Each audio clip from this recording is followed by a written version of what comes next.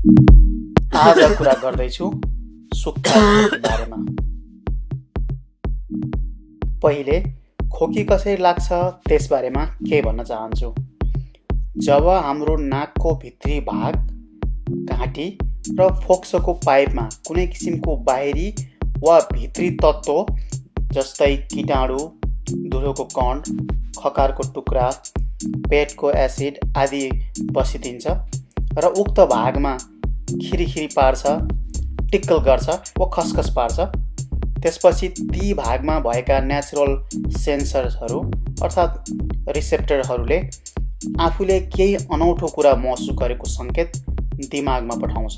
अनि दिमागले उक्त कुरा हुनु राम्रो होइन, शरीरलाई हानि हुने कुरा हुनसक्छ, फोक्सोको पाइपमा असर गर्न सक्छ भनेर जसरी पनि उक्त तत्त्व बाहिर फाल्न सङ्केत फोक्सो र फोक्सो वरिपरिको मांसपेशीलाई पठाउँछ।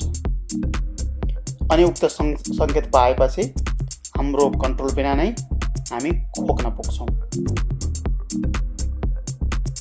यस्तो खोकी पनि कुनै खकार सहितको हुन्छ र कुनै सुक्खा हुन्छ। आज सुक्खा खोकी सुरु गर्ने कारणहरू बारेमा बताउँदैछु।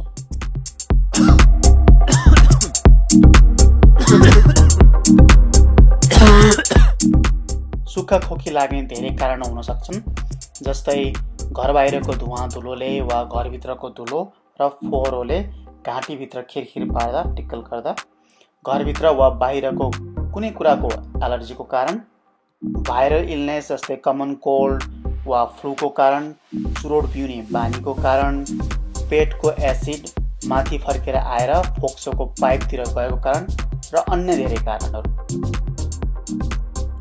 यहाँ मैले भनेको कारणहरूमध्ये एक वा एकभन्दा धेरै कारणले सुक्खा खोकी दिएर विभिन्न किसिमका औषधिहरू बारम्बार र लामो समय खानु परेको छ, तर पनि लक्षण कम हुने लक्षण देख्नु भएको छैन भने त्यसको कारण हुन सक्छ घरको कोठाभित्र ह्युमिडिटी निकै कम भएर अर्थात् वायु निकै सुक्खा भएर।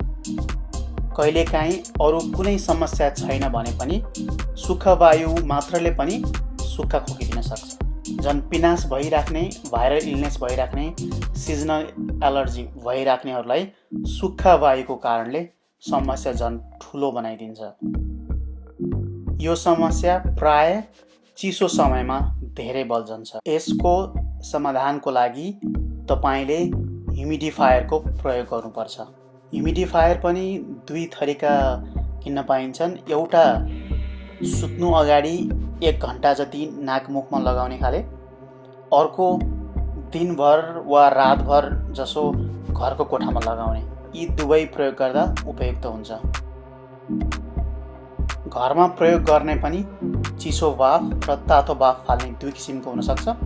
कोठा निकै गुम्सिएको छ भने चिसो वाफवाला प्रयोग गर्दा हुन्छ, तर जुनसुकै प्रयोग गर्दा पनि काम गर्न सक्छ। यदि तपाईँको घर नजिक ह्युमिडिफायर किन्न पाइएन भने घरमै पनि बनाउन सकिन्छ, तर अलि झमेला हुनसक्छ र भनेको जस्तो काम नगर पनि सक्छ। नेचुरल ह्युमिडिफायरको लागि सकिन्छ भने इन्डोर फाउन्टेन बनाउँदा बेस्ट हुन्छ।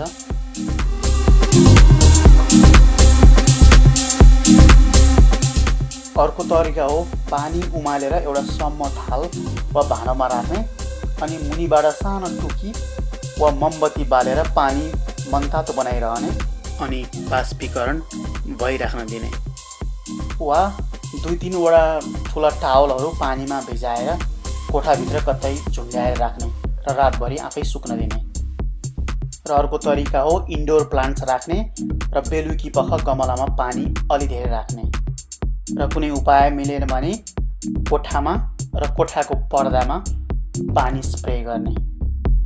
तर यी सबै कुरा गर्नु अघि प्रशस्त पानी पिउनुहोस्, दिनौँ जसो तातो बाफ लिनुहोस्, कोठाहरू हप्ताको 3 दिन जति भ्याक्युम गर्नुहोस् यदि भुइँमा कार्पेट छ भने, सिरक, डसना र सिरानीको खोल हप्ताको 1 चोटि धुनुहोस्, बाहिरको धुलो धुवाँ घरभित्र पस्न नदिनुहोस्। र अर्को कुरा, घरभित्र मुसा, साङ्ला र अन्य मसिना किराहरू आउने वातावरण बनाउन नदिनुहोस्। यसको लागि एक हप्तालाई चाहिने भन्दा धेरै खाद्यान्न घर बाहिर नै राख्ने वा सिल्ड भाँडोमा राख्ने वातावरण बनाउनुहोस्। घरभित्र ओसिलो चिसो हुने ठाउँ दिनहुँ सफा गर्नुहोस्।